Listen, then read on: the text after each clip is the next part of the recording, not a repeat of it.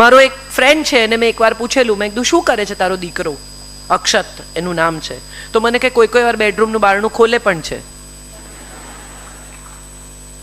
એ તમારી સાથે વાત નથી કરતા. કેમ નથી કરતા એ વિશે તમે કોઈ દિવસ તપાસ કરવાનો પ્રયત્ન કર્યો? ટીનેજના બાળકો જ્યારે મોટા થતા જાય છે ત્યારે એમને લાગે છે કે મા બાપ અમારી વાત નહીં સમજી શકે. કેમ?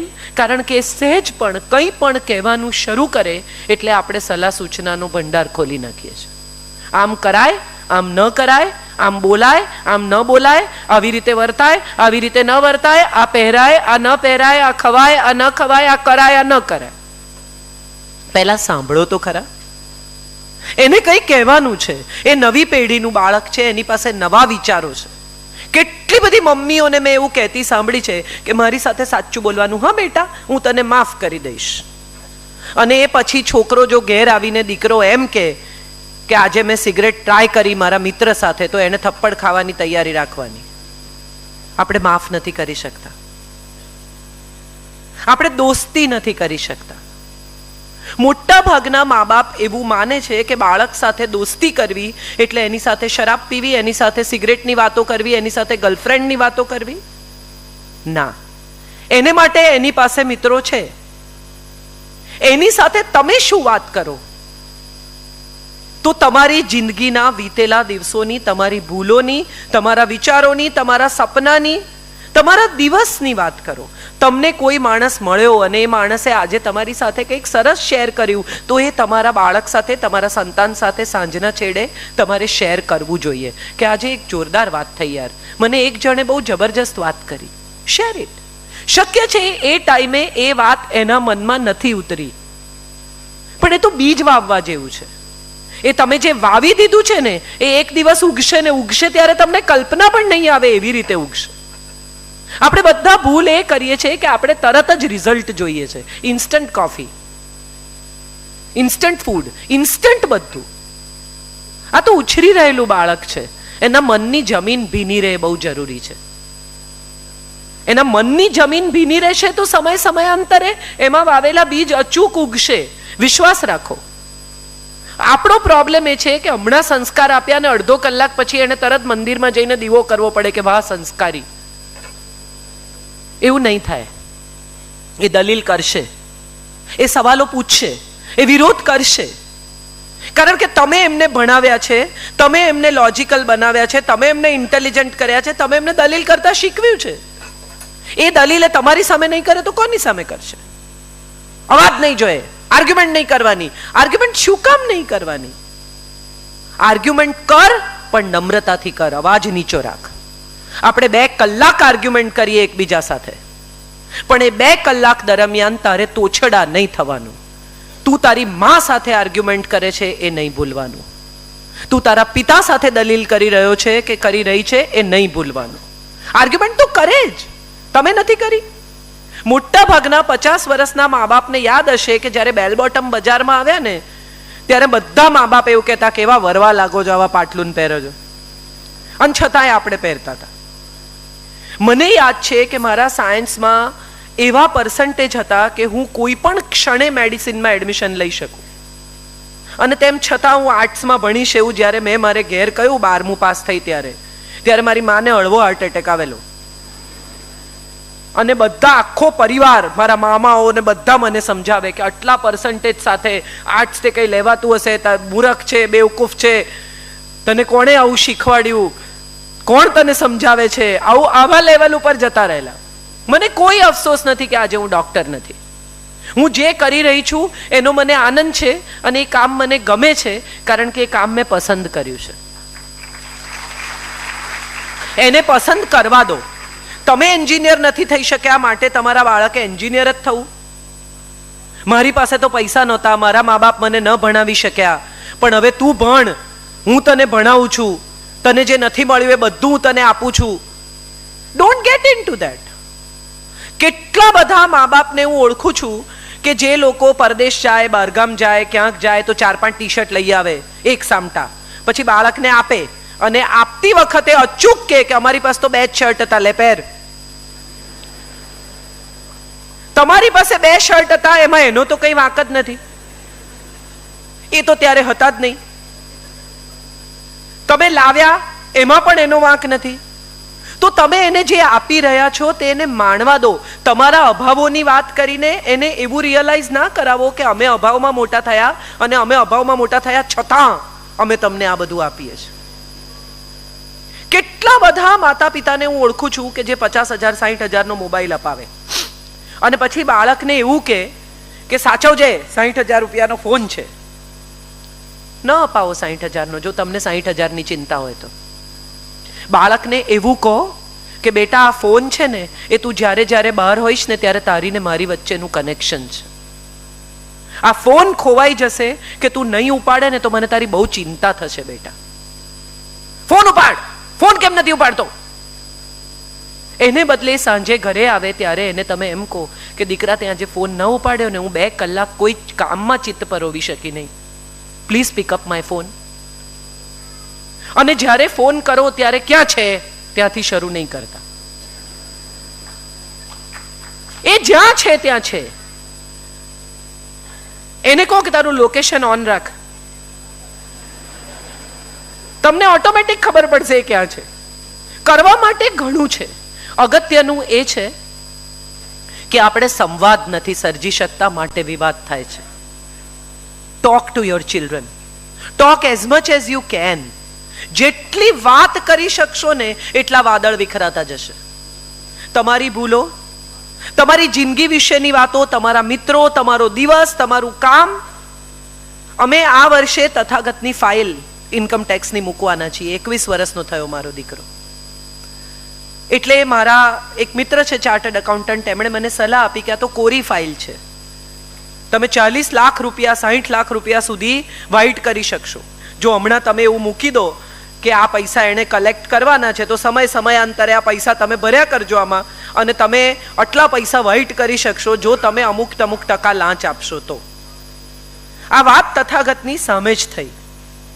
મારી પાસે એટલા બધા પૈસા છે જ નહીં વ્હાઇટ કરવાના, પણ છતાં એકવાર મને લાલચ થઈ કે જેટલા છે એટલા કરી નાખીએ. રાત્રે હું વિચારતી હતી ત્યારે મને એમ થયું કે હું પહેલી ફાઇલથી જ એને લાંચ આપતા શીખવીશ. હું શું કરી રહી છું? એને પ્રામાણિકતાથી ટેક્સ ભરતા નહીં શીખવું તો આ હું જે જઈને બોલું છું એ કેટલું સાચું? મેં નક્કી કર્યું કે અમે 1 પણ રૂપિયો વધારાનો નહીં બતાવીએ. એની જે ફાઇલ છે એ જેટલું આ મ્યુઝિકના પ્રોગ્રામ્સમાંથી કમાયો છે એટલા જ પૈસા અમે દેખાડીશું. નથી કરવા મારે વ્હાઇટ. શું થશે? 2000 ની નોટો કેન્સલ થશે, તમારે નહીં મળે એટલા પૈસા, કઈ વાંધો નહીં.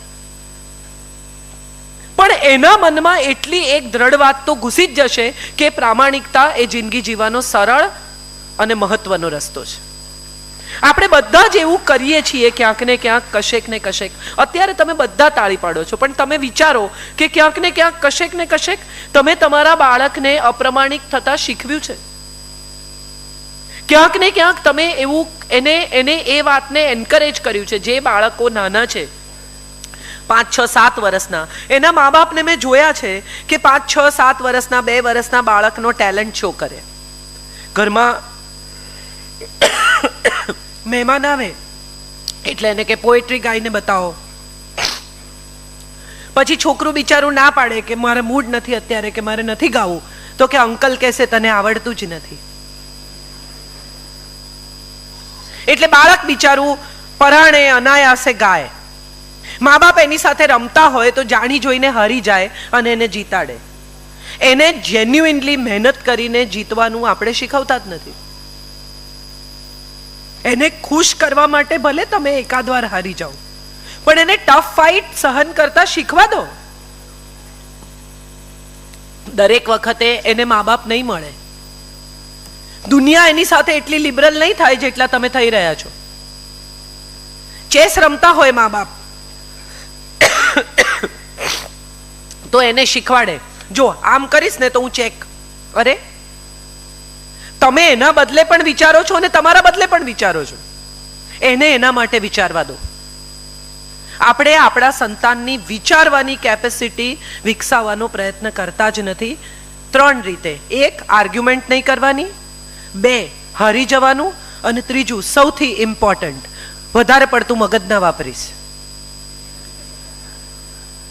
એ વધારે પડતું વાપરે એવો પ્રયત્ન કરો માતા પિતા તરીકે. એ ખૂબ વિચારે, એ ખૂબ દલીલો કરે, એ ખૂબ પોતાની મહેનતથી, પોતાની લગનથી, પોતાની ધગશથી આગળ આવે એવો પ્રયત્ન કરવો એ આપણી ફરજ છે. અને આ જનરલ પેરેન્ટિંગની વાત છે. 1 વર્ષનું નાનકડું બાળક હોય એની બર્થડે ઉજવે, કોને રસ છે? પેલું તો બિચારું એક હાથથી બીજા હાથને, બીજા હાથથી ત્રીજા હાથમાં એવું સાંજ પડે ચૂથાઈ જાય, એનું મગજ ગયું હોય, ફાટ ફાટ થતું હોય, અને લોકો આવી આવીને આમાં મામા એને રમાડે. એ એની બર્થડે જ નથી. એની બર્થડે તો એ છે કે મા બાપ બધું છોડીને આખો દિવસ એની આસપાસ રહે, એને જે કરવું છે તે કરે અને એને મજા કરાવે. એને યાદ રહેશે કે નહીં ખબર નથી, પણ એના બાળ માનસમાં એ વિચાર ચોક્કસ જશે કે મારા મા બાપ મારી આજુબાજુ હતા. આ હું માનું છું આપણે બધા જ દેખાડાની દુનિયામાં પ્રવેશી ગયા છીએ. લોકો શું કહેશે, બાળકને પણ આપણે શીખવીએ છીએ. લોકો શું કહેશે? અંકલ એવું કહેશે કે તને નથી આવડતું, અંકલ કહેશે કે તારામાં મેનર્સ નથી, આંટી કહેશે કે હેલો નથી કરતો. શેને માટે? એને અત્યારે મૂડ નથી હેલો નહીં કરવાનો, એને એ નહીં કરે. બાળક નહીં કરે તો કોણ કરશે? મેં હમણાં જ જલ્પાને કહ્યું કે રડે તો રડવા દે, એમાં શું? એ નહીં રડે તો કોણ રડશે? 1 વર્ષનું બાળક નહીં રડે, જોરથી રડશે? એટલું નાનું બાળક જ તોફાન કરે, એટલું નાનું બાળક જ બાળકની જેમ વર્તે. આપણે એમનું બાળપણ તોડી નાખ્યું છે. તમે રિયાલિટી શોઝ તો જુઓ, તમને સમજાય કે એનું બાળપણ જ ખોવાઈ ગયું છે. બધા એકદમ મેચ્યોર, બધા એકદમ ડાયા, બધા એકદમ અમુક રીતે વર્તતા બાળકો. અરે એ તોફાન કરશે તો જ એના બાળપણની મજા છે. 1-2 કાચના વાસણ નહીં તોડે તો એ મોટા થઈને તમે એને વાર્તા શું કહેશો કે તું નાનો હતો ત્યારે આવું કરતો હતો? તમારી પાસે કહેવા માટે કથાઓ જ નહીં હોય એના બાળપણની. શું કામ એમને અત્યારથી મેચ્યોર કરો છો? શું કામ એમને અત્યારથી manners? Sit like a lady. Mummy એવું કે પગ નીચે રાખીને, અરે ભલે ને પગ ઊંચા રાખીને બેઠી, ભલે ને ચડ્ડી દેખાય 5 વર્ષની છોકરીની, કોણ શું જોઈ લેવાનું છે? શીખશે. એને જ્યારે સમજ આવશે ત્યારે એની મેળે શીખી જશે કે પગ નીચા રાખીને બેસવું જોઈએ. એને યુવાન તો થવા દો. અત્યારથી 5 વર્ષના બાળકને શું કામ યુવાન કરી નાખો છો? અંદર જઈને કપડાં બદલ. આવું બધી મમ્મીઓ પોતાની 5-6 વર્ષની દીકરીને કહે, મેં જોઈ છે. 5 વર્ષની દીકરી આમ કરીને કપડાં બદલે. શું કામ એને એના શરીર વિશે કોન્શિયસ કરો છો? કેટલા બધા ઘરોમાં મેં જોયું છે કે દીકરીને રહી રહીને એવું સમજાવવામાં આવે કે તારી સુંદરતા જ સત્ય છે. 25 વર્ષ સુધી આપણે ફેર એન્ડ લવલી વેચ્યું અને હવે કહે છે કે ફેરનેસ બહોત હો ગયા, ફેરનેસ. એક આખી પેઢી ફેર એન્ડ લવલી થી મોટી થઈ ગઈ અને હવે એવું કહે છે કે ફેરનેસ નહીં, સ્કિન સારી જોઈએ. કેમ? કારણ કે પ્રોડક્ટ સેચ્યુરેટ થઈ ગઈ. કેટલી બધી દીકરીઓને, I am sorry to say this, પણ ઘરમાં આવતા બાવા સાધુઓને નમવાની ફરજ પાડવામાં આવે છે. ખરેખર તમે જાણો છો કે એની દ્રષ્ટિ કેવી છે, શું છે? આપણે નથી જાણતા. અને છતાંય આપણી જુવાન દીકરીને એની સાથે એકલી મૂકવાની ભૂલ આપણે કરીએ છીએ. સીતાને ઉઠાવી જવા માટે રાવણ સાધુ વેશે આવ્યો તો, એ ક્યારેય નહીં ભૂલતા. બીજા કોઈ વેશમાં નહોતો આવ્યો, એ સાધુના વેશમાં આવ્યો. કેમ? કારણ કે આપણે બધા એમ માનીએ છીએ કે ભગવા કપડામાં ક્યારેય પાપ ન હોય. ન ઝુકાવો તમારી દીકરીને કોઈની સામે, ન લઈ આવો એને. ગઈકાલે જ મેં લખ્યું છે કે સ્ત્રી પ્રોડક્ટ છે એવું તો એને ત્યારથી સમજાવી દેવામાં આવે છે જ્યારથી એને ઢીંગલીની જેમ તૈયાર કરીને બીજા લોકોની સામે રજૂ કરવામાં આવે છે. 5 વર્ષની દીકરીને પણ પરી જેવા કપડાં પહેરા. અરે એને નથી, એને ગંજી ચડ્ડી પહેરવા છે, એને પહેરવા દો. હોઝિયરીના સરસ, ગરમી ના લાગે એવા કપડાં. એને મજા આવે છે, એની જિંદગીમાં એને મજા કરવા દો. એને ન કોન્શિયસ કરો કે દીકરી છે, અને કોન્શિયસ કરો તો એને એમ સમજાવો કે દીકરી હોવું એ બહુ ગૌરવની વાત છે. હું તમને એક સાદો દાખલો આપું, વેરી સિમ્પલ એક્ઝામ્પલ. મારા 7 મામાઓ છે, મારી માં એક જ બેન છે હતી, અને મારા મામાના પત્ની એટલે મારા મામીઓ, 3 મામીઓ એમની દીકરીને ત્યાં રહ્યા અંતિમ સમય સુધી. દીકરો અને દીકરી બંને હતા, તેમ છતાં મારા એક મામી હજી કેનેડામાં એની દીકરી સાથે રહે છે. દીકરો પણ કેનેડામાં રહે છે, તેમ છતાં મારા મામી એની દીકરી સાથે રહે છે. કોણ કહે છે દીકરી નથી રાખતી? મારી માં મારી સાથે રહી. આઈ એમ ધ ઓનલી ચાઇલ્ડ. કોણ કહે છે કે દીકરો એટલે પૂ નામના નરકમાંથી તારે તે પુત્ર? તો પુત્રી કોણ? આપણે બધા જ ક્યાંક કશેક શાસ્ત્રોને ખોટી રીતે વાંચતા થયા છીએ. મનુસ્મૃતિમાં કહ્યું કે સ્ત્રી અને ભૂમિ રક્ષાયેલા રહેવા જોઈએ, કારણ કે બંને ફળ આપે છે. ફળ આપે છે એટલે શું કરે છે? વંશ ચલાવે છે. તો એની તો વધુ કાળજી લેવાવી જોઈએ. કેટલી માં એવી છે કે જે પોતાની 16, 17, 18 વર્ષની દીકરીને એમ કે બેટા કેલ્શિયમ લેવાનું શરૂ કર, you will need strong bones, કારણ કે તારે તો બાળકને જન્મ આપવાનો છે. કેટલી માં એવી છે કે જે પોતાની દીકરીને વાળમાં પેક લગાડવાનો કે સ્કિન પર ફેશિયલ કરાવવાને બદલે એમ કે છે કે તારા હિમોગ્લોબિનનો ટેસ્ટ કરાવજે, કારણ કે તારે તો માં થવાનું છે.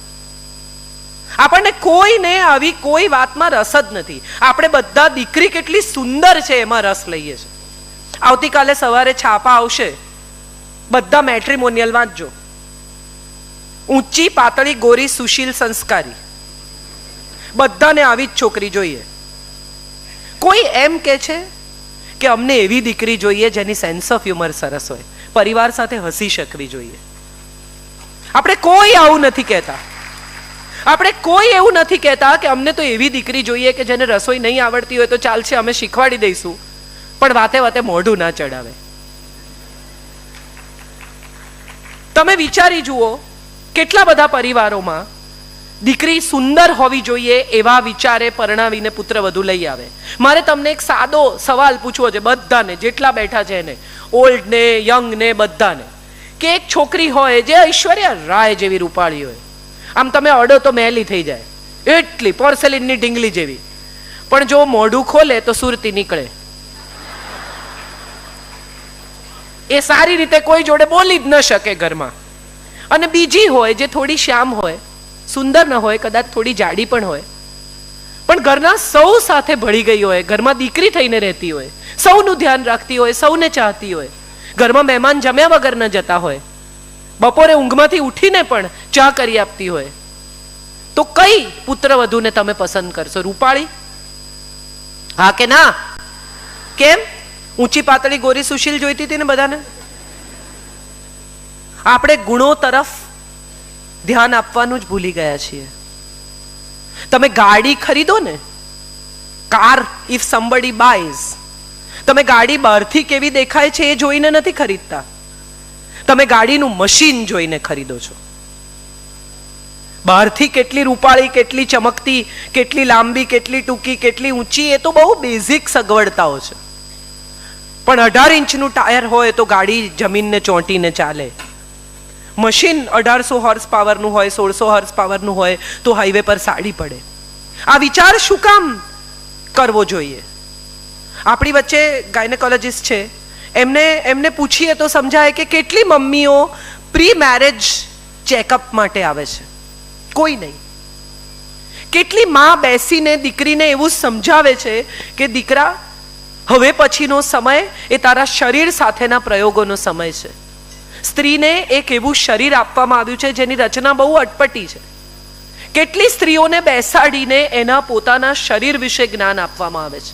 કેટલા પરિવારોમાં આપણે બધા લગ્ન કરીએ, દીકરીના નક્કી કરીએ એટલે એવું જોઈએ કે કેટલા એસી છે, કેટલા રૂમનું ઘર છે, છોકરો શું કરે છે. બધા કે છોકરો વેલ સેટલડ છે. વેલ સેટલડ એટલે શું? એની પાસે થીક બેંક બેલેન્સ છે, પરિવારનો બિઝનેસ છે, પૈસા કમાય છે. કોઈ એમ કે છે કે અહીંથી સેટલડ છે કે નહીં એ બી ચેક કરજો. વેલ સેટલડ મગજથી પણ હોવો જોઈએ. વારે વારે પિત્તળિયું ભેજું મગજ છટકી જાય તો તમારી દીકરી જોડે નહીં ફાવે એને. પૈસા ઓછા હશે ને કદાચ તો 2 જણા ભેગા થઈને કમાઈ લેશે, પણ સ્નેહ ઓછો પડશે ને તો સંબંધ નહીં ટકે. આ વાત આપણે શીખવવાનું ભૂલી જઈએ છીએ. દીકરીનો ઉછેર બેસિકથી જ ખોટો થઈ રહ્યો છે. દીકરી જન્મે એટલે જ મા બાપ સ્ટ્રેસ કરવા માંડે. પાર્કે ઘેર જશે, પારકે ઘેર નહીં, એના પોતાના ઘેર જશે. એના મનમાં પણ એ વાત નાખો. એને પારકું ઘર પારકું ઘર પારકું ઘર કરીને એવું ના શીખવો કે પારકું ઘર છે. એને એવું શીખવો કે એ તારું પોતાનું ઘર છે ને આ તારું પોતાનું ઘર છે. તારી પાસે 2 ઘર થશે દીકરા. You will be very happy to have 2 homes, 2 set of parents. આવું આપણે નથી શીખવતા. દીકરીને પેકિંગ કરી આપે ને મા બાપ લગ્નનું, એની સાથે સાથે અંદર મૂકી આપે 2-4 એવી સલાહો. દાગીના બધા આપી ના દેતી. શેને માટે? ભલે ને આપે. વિશ્વાસ કરતા શીખો, પ્રેમ કરતા શીખો. એ જો બધા દાગીના આપી દેશે ને તો સાસુ એના બધા એને આપી દેશે. આ પ્રેમ, આ વિશ્વાસ, આ પરસ્પર સંબંધો આપણે ક્યાંક ગૂંચવી કાઢ્યા છે. દીકરીના જન્મ સાથે જ મા બાપ સ્ટ્રેસ કરે છે. મને તો એવું લાગે છે કે દીકરીના જન્મ સાથે મા બાપે રિલેક્સ થઈ જવું જોઈએ. કેટલી મોટી કંપની છે દીકરી. એ જ્યારે 14-15 વર્ષની થાય ને ત્યારે તમને સમજાય. દીકરો 14-15 વર્ષનો થાય ને ત્યારે આવું કહીને છું થઈ જાય, આવું છું. અને દીકરી ઘરમાં હોય, એની કંપની હોય, એની હાજરી હોય, એનાથી ઘર ભરાઈ જાય. છોકરાઓને શું મેક્સિમમ તમે સારામાં સારા બ્રાન્ડેડ જીન્સ પહેરાવી શકો, બ્રાન્ડેડ શર્ટ પહેરાવી શકો, એનાથી વધારે શું પહેરે? અને તમે દીકરીને જુઓ તો તમને સમજાય કે દુકાનોની દુકાનો છે, મોલના મોલ છે. જેટલું ખરીદો એટલું ઓછું. મને તો બહુ જ વાલી છે. મારે નથી એટલે મને ખબર છે કે દીકરી જેટલી સુંદર વસ્તુ તો જગતમાં બીજી કોઈ છે જ નહીં. મેં હમણાં એક નાનકડું વાક્ય લખ્યું હતું, એટલું બધું વાયરલ થયું છે. મેં એવું લખ્યું હતું કે બાપના શરીરની બહાર હરતું ફરતું જે હૃદય છે ને એ દીકરી છે. એટલું બધું વાયરલ થયું આ વાક્ય. પણ હું આવું ખરેખર માનું છું કે તમે વિચાર કરો કે એક દીકરી જન્મે ને એની સાથે આપણે કહીએ કે લક્ષ્મી આવી, પણ આપણે માનીએ શું કે લક્ષ્મી જવાની? હા કે ના? હવે આને દહેજ આપવું પડશે.